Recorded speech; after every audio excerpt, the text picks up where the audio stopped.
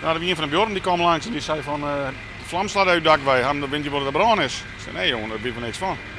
Dus maar gauw heen, maar ja, toen werd toen slecht op het dak uit en al gereekt, dus ja, dat liep al slim. Wat stiert er al in?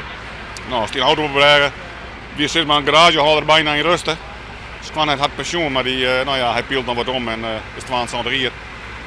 Maar nou ja, een auto en wat broekje in de garage, wat gereedschap en een vetje olie en zo'n soort ding.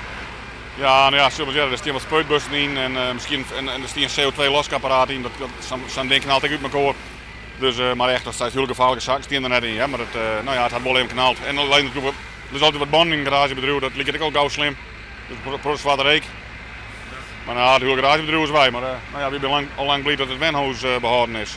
Had je foto's of kostbaarheden naar woorden dingen, had je een persoonlijk verhaal bij hadden er nog. Een steksleutel en een tangen kan je gauw weggeven. Ja. En heb je zelf natuurlijk een kwam, neem ik net. Nee, heb je even naar een oude garagebedrijf, dus ik begreep dat ze ons losje was vingen. Dus fijne week trek ik er precies van. Dus, maar ja, dat zullen misschien mij te maken zijn.